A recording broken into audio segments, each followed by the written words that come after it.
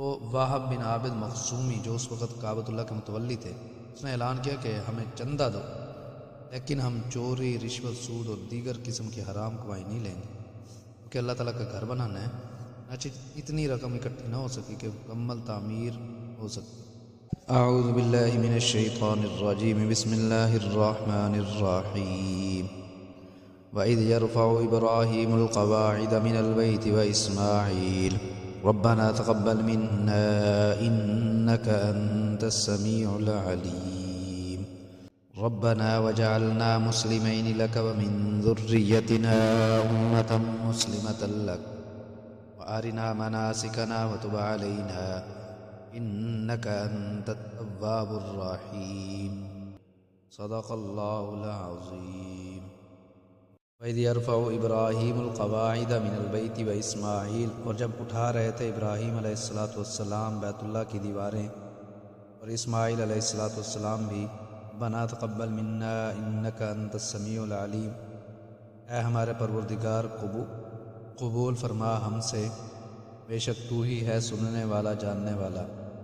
ربنا وجعلنا مسلمین لک ومن ذریتنا، اے ہمارے رب اور بنا دے ہم دونوں کو فرم بردار اپنا اور ہماری اولاد میں سے بھی، امتا مسلمتا لک، ایک امت جو فرم بردار ہو تیری، فارنا مناسکنا وتب علینا، اور دکھا ہم کو ہمارے احکام اور ہمارے اوپر رجوع فرما، انک انت التواب الرحیم، بے شک تو ہی ہے رجوع فرمانے والا مہربان۔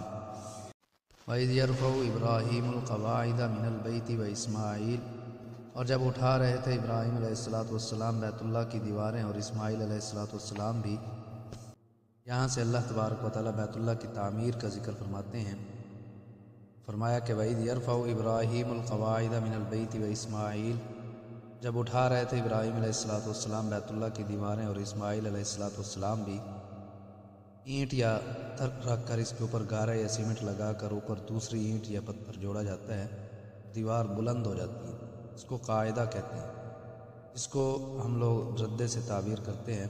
جس وقت حضرت ابراہیم علیہ السلام ردے لگا کر بیت اللہ کی دیواروں کو اٹھا رہے تھے، اور اسماعیل علیہ السلام انہیں گارا یا پتھر دے رہے تھے، اس وقت دونوں نے دعا کی، ربنا تقبل منا، اے ہمارے رب قبول فرما ہم سے اس خدمت کو۔ کعبہ کا معنی ہے المکان المرتفع المربع، چار کونے والی اونچی جگہ۔ حضرت نوح علیہ السلام کے طوفان کے بعد اس کا نشان مٹ گیا تھا۔ حضرت جبرائیل علیہ السلام نے لکیر کھینچ کر بتایا کہ یہ جگہ کعبۃ اللہ کی ہے۔ کعبۃ اللہ 44 مربع فٹ ہے، یعنی ہر طرف سے 44 فٹ ہے، اور 50 فٹ بلند ہے۔ مفسرین کرام رحمۃ اللہ علیہ فرماتے ہیں کہ حضرت ابراہیم اور حضرت اسماعیل علیہ السلام نے کعبۃ اللہ کی تعمیر 1 ذوالقعدہ کو شروع فرمائی، 25 ذوالقعدہ کو مکمل کر دی۔ حضرت ابراہیم علیہ السلام نے مستری کا کام کیا، اور حضرت اسماعیل علیہ السلام نے مزدور کا۔ وہ قریبی پہاڑ سے پتھر لا کر دیتے تھے، اور ابراہیم علیہ السلام جوڑتے تھے۔ اب کعبۃ اللہ جو ہے یہ حجر اور حتیم کی طرف سے 11 فٹ باہر نکال دیا گیا، لہذا اس طرف سے 33 فٹ باقی رہ گئی۔ اس کی وجہ یہ ہوئی کہ آپ صلی اللہ علیہ وآلہ وسلم کے اعلان نبوت سے 5 سال پہلے کی بات ہے۔ اب آپ صلی اللہ علیہ وآلہ وسلم کی عمر مبارک 35 برس تھی۔ کعبۃ اللہ کو کچھ نقصان پہنچا، اس دور کے لوگوں نے کعبۃ اللہ کو شہید کر کے دوبارہ تعمیر کرنے کا پروگرام بنایا۔ تو واہب بن عابد مخزومی جو اس وقت کعبۃ اللہ کے متولی تھے، اس نے اعلان کیا کہ ہمیں چندہ دو، لیکن ہم چوری، رشوت، سود اور دیگر قسم کی حرام کمائی نہیں لیں گے، کیونکہ اللہ تعالیٰ کا گھر بنانا ہے۔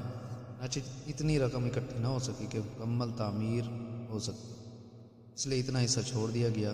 اور رب تعالیٰ کی حکمتیں بھی ہوتی ہیں، تو بظاہر یہ حکمت معلوم ہوتی ہے کہ ہر آدمی کا جی چاہتا ہے کہ میں کعبۃ اللہ کے اندر داخل ہوں، اگر ہر آدمی کے لیے دروازہ کون کھولتے ہیں؟ تو اللہ تعالیٰ نے کمزوروں کے لیے وہ حصہ باہر نکلوا دیا، کمزور لوگ بھی کعبۃ اللہ کے اندر داخل ہو سکے اور ان لوگوں کے آرزو بھی پوری ہو جائے۔